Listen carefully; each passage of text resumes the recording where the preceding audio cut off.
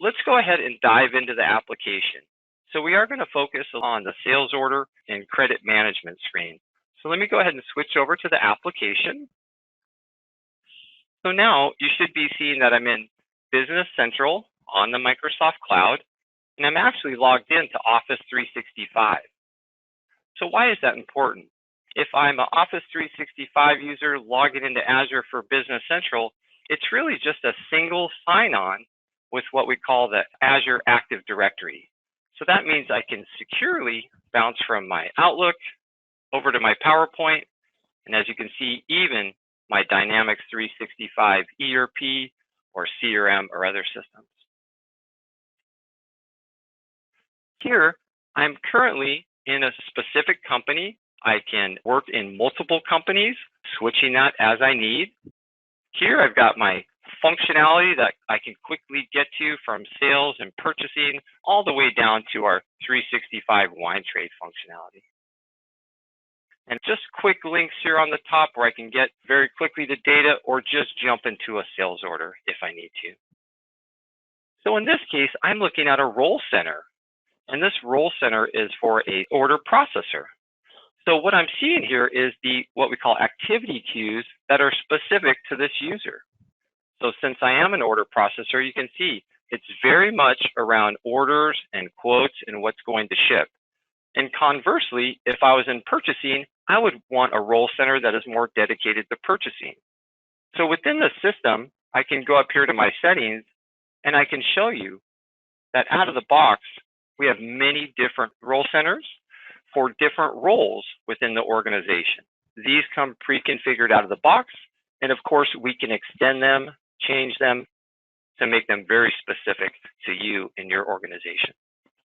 And then as I talked about earlier, I do have the ability to switch to multiple companies if I like.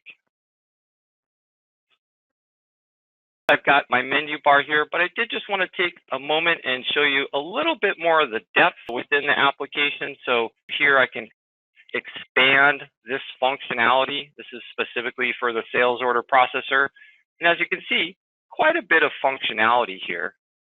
But if I wanted to really look application-wide, I can explore all of the functionality. And if I hit expand here, you can see that there is just a tremendous amount of functionality and features in the system.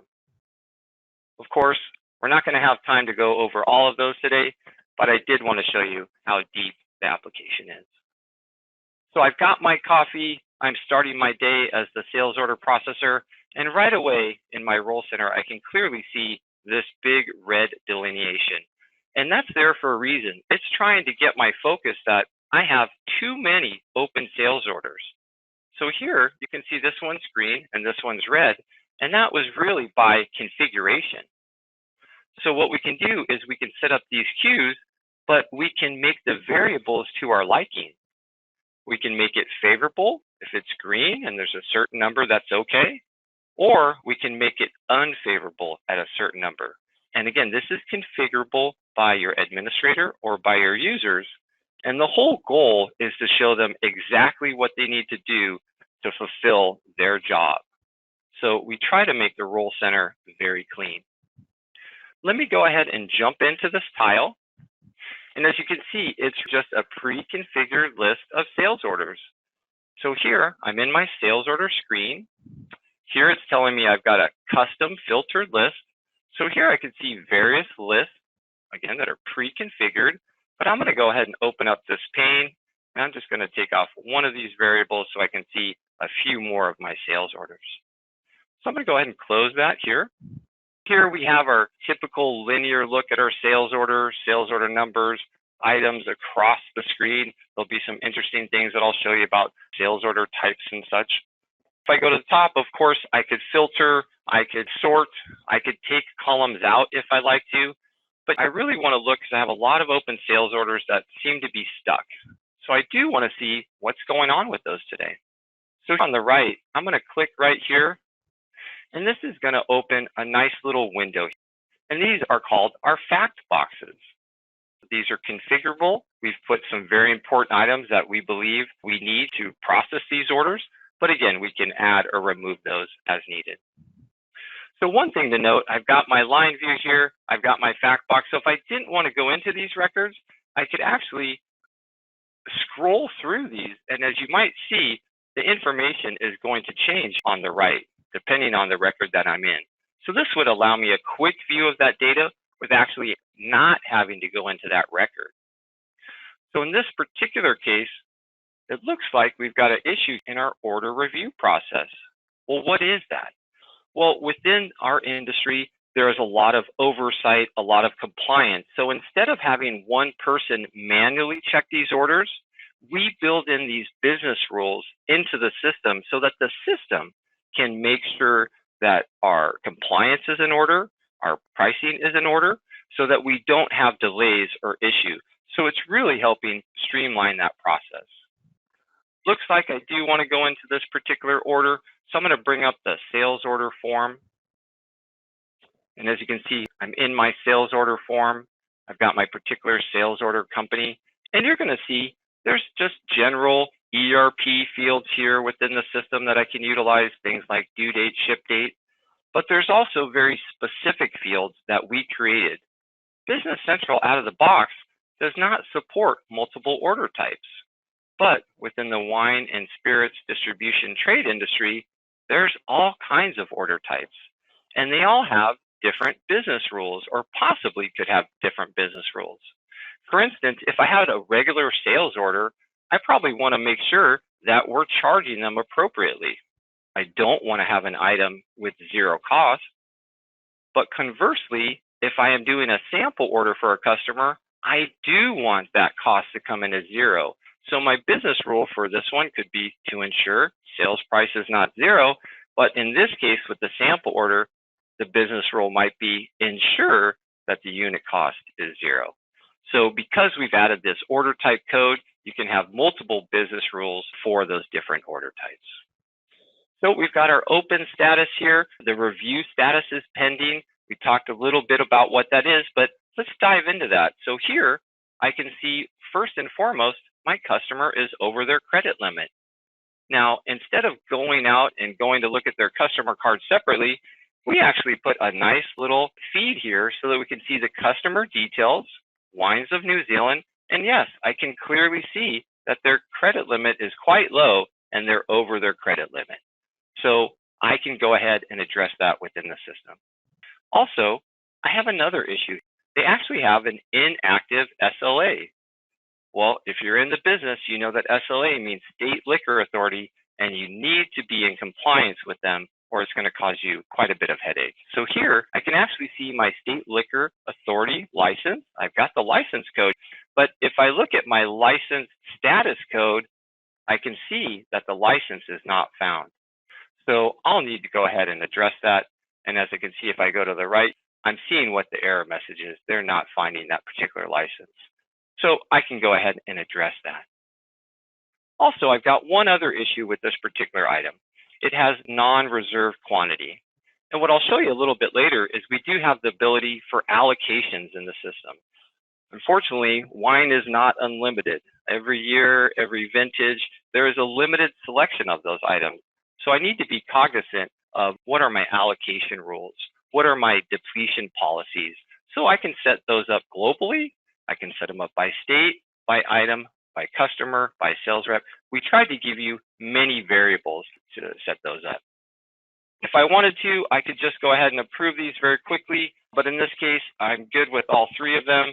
Let's go ahead and select those. Let's approve that and get that one out the door. And as you can see, that's now come off my sales order, and I've got some others here that I can deal with. Let me just pop into this other sales order. Of course, I'm a sales order processor. I've got to work through this whole list. But let's take a little deeper dive in the body, and let's go ahead and hide this fact box. So we talked about some of the fields up here. Of course, here I've got my line items for my sales order. You can see I've put in my Ripon 15. I've got my quantity. Of course, we need to know the case pack. We've set up the ability to have different case packs in the system. And I need to know my bottle size. This is very important for later for my compliance. I may get taxed in gallons, so I'll need to do some type of conversion there. And we've actually built a lot of that into the system. As I continue down my sales order, I can see there's various areas where I can work within. I'm just going to open up this invoice detail here. You can see several fields of data that will need things like brand codes. This is specific to the wine and spirits distribution. Of course, the beverage tax area code, things of that nature. But what I wanted to show you is if I hide that information, I can actually see some of that data. We call these fast tabs. So if I want to promote some data that I typically need, I can do that and not even need to go into that next step of clicking that particular item. As we go down, I've got my shipping, my prepayment, and my wine trade fields. You'll see throughout the system, we'll have these specific 365 wine trade fields. So for the purposes of our demo, I did want to look a little bit at the item master. So as I go down here, I can quickly see I've got my sales line details. I can see all that quick information I need, shipment data, availability, and such. But let's go take a look at this item and just check out some of the things that are available on our item master. So I have my action ribbon up here, which you can see on all of the pages. I've got type of inventory. I've got my base unit of measure. Again, this is important because although we might sell in cases, we might need to show things in bottles. We want to utilize that smallest unit of measure possible. As I go down here again, you're going to see all those ERP fields that are important, things like costing. We support various costing methods. Where are we posting this information to, etc. I've got that here. I can set up my pricing list. Of course, this is extremely important because we have to provide the price list to these state authorities, and we need the system to ensure that our pricing is matching those compliance or will be out of compliance. So here, I can set up my sales prices. And I can set up the different types, whether it's for all customers or maybe it's a specific customer price discount group like a state. Here we've got Connecticut. So this can be set up within the system, again, item by item or in groups. And then, of course, I need to order items. I've got my replenishment here. We talked about the ability for the container management. I'm going to skip here the planning and item tracking, and I'm going to go down to that wine trade section because this is really the area where you're going to find a lot of the terminology is similar to what you're doing throughout your day. We talked about bottle sizes. And of course, this is important here, and I'll show you that we can do the conversion from your bottle size down into liters, down into gallons, and this will be for some of the taxation purposes, some of our compliance. And of course, with any good wine, we're going to need to know the vintage code, the varietal, the sub-region code, etc. We've added all that here in the system. Alcohol type, alcohol percentage, you need to track the proof. These are things that aren't normally in an ERP system, but we built them specifically for the wine and spirits trade because we got together with our customers and did some focus groups, and they told us these are the items we need to do our job. We had our sales order review earlier. This is where you can turn that on and off by item. You could also do it with other global measurements. So that's our item master. We're going to have the ability to have item attributes, just a plethora of inventory item management features. And one other nice feature I just wanted to show you here, if I am looking at my inventory management, I don't necessarily need to look at it in a linear form. I can look at it in a little bit more of a tiles format. Maybe there's some specific information on the bottles and such. So we do have that capability.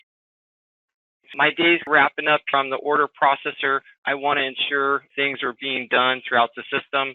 So I'm just going to go ahead and check my 365 WineTrade, and I'm going to check out some of the integrations that I have. I need to make sure those price lists go out. I need to ensure some of the documentation goes out at the end of the day. So we've created a mechanism within the system that allows you to do bulk emails. It also allows you to have direct connections into these SLA or state liquor authority compliance sections so that you can upload the data that's needed, whether it's a license or whether it's a price list, etc. Again, it is getting to the end of my day, so I just want to take a quick look and see how our pricing exports are doing. If you work in this industry, you're probably very familiar with 750 and some of the other various data services out there. So we've created that integration so that you can upload that data to 750, get that visibility traceability of your items, also with the state. I can work with New Jersey, New York, or whatever location that I have Nexus in. I wanted to finish with what we call our Power BI WineTrade content pack. So here, we're actually on our website for the 365 WineTrade. And the reason I wanted to show you our website and show you the Power BI visual is because they're actually interactive. So if I'm looking at this particular visualization, which is actually a sales visualization with these types of metrics, revenue versus budgeted versus goals, etc., well, not only can I view these, but I can also interact with them. So if I want to go ahead and just choose my domestic Northeast, I can actually see how that relates to the other charts, because as you can see, they changed a little bit. And I could also take a little bit deeper dive. If I wanted to go into my top sales team, I could go ahead and dive into that particular report, and I could work with that data if I wanted to show it as a table, do some more items here. And then, of course, one cool trick here I just wanted to show you, you can actually open this up in full screen mode.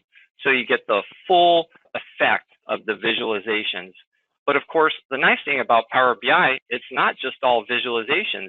If I wanted to take this visualization and put it into a more linear table, I can do that. I can even export it to Excel. Because of course, most people working in finance, they really love some of those features within the Excel framework. So Power BI has added those. So you don't have to leave Excel behind because you're using Power BI. They really do work together.